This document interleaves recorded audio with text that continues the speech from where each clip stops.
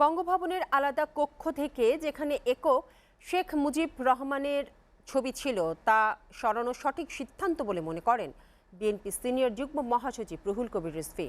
হাসিনার অসম চুক্তিতেই আদানির মতো কোম্পানি বিদ্যুৎ না দেওয়ার হুমকি দিতে সাহস পায় বলেও মন্তব্য করেন তিনি। আর ভিন্ন কর্মসূচিতে দলের চেয়ারপারসন উপদেষ্টা জয়নুল আবেদিন ফারুক বলেছেন, নির্বাচন পর্যন্ত অন্তর্বর্তী সরকারের প্রতি বিএনপির সমর্থন থাকবে, অন্য পথে হাঁটলে জনগণ তাদের প্রত্যাখ্যান করবে। আরও জানাচ্ছেন আব্দুল আহাদ।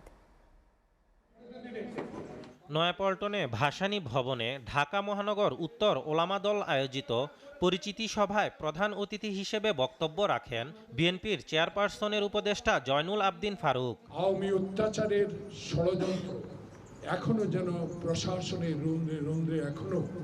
নির্বাচনের স্বার্থে তারেক রহমানের নির্দেশে ধৈর্য ধরেছে বিএনপি।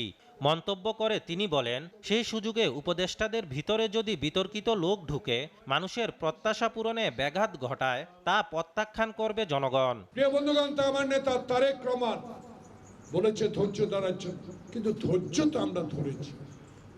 সেই ধৈর্যের কারণ যদি এই হয় বিতর্কিত ব্যক্তিরা প্রশাসনে যাবে আর আওয়ামী প্রেতাত্মারা এখনো মন্ত্রণালয়গুলো পরিচালনা করবে, সেটা তো হতে পারে না। এদিকে নয়াপল্টনে এক দোয়া মাহফিলে বিএনপির সিনিয়র যুগ্ম মহাসচিব অ্যাডভোকেট রুহুল কবির রিজভী গতকাল বঙ্গবন্ধুর ছবি নিয়ে তার দেয়া বক্তব্যের ব্যাখ্যা তুলে ধরে অনাকাঙ্ক্ষিত ভুলের জন্য দুঃখ প্রকাশ করেন।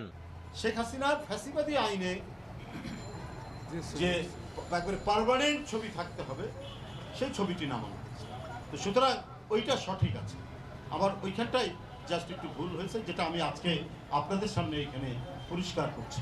মহোদয় যে ছবিটি নামিয়েছেন সেটি হলো ওই যে রূপে একটি ছবি আছে সেইটা। তিনি বলেন, ভবিষ্যতের কথা চিন্তা না করে আদানির মতো কোম্পানির সাথে শেখ হাসিনা যে অসম চুক্তি করেছিল, যার পরিপ্রেক্ষিতে পাওনা আদায়ে এখন হুমকির সুরে কথা বলার সাহস পাচ্ছে আদানি। আদানির সাথে যে চুক্তি, এই চুক্তি কোনো স্বাধীন দেশের স্বাধীন সরকার, কোনো গণতান্ত্রিক সরকার, সার্বভৌমে বিশ্বাসী কোনো সরকার করতে পারে না, কিন্তু আদানির সাথে অসম চুক্তি করেছেন শেখ হাসিনা। সংকট কাটলেও এখনও আশঙ্কা কাটেনি।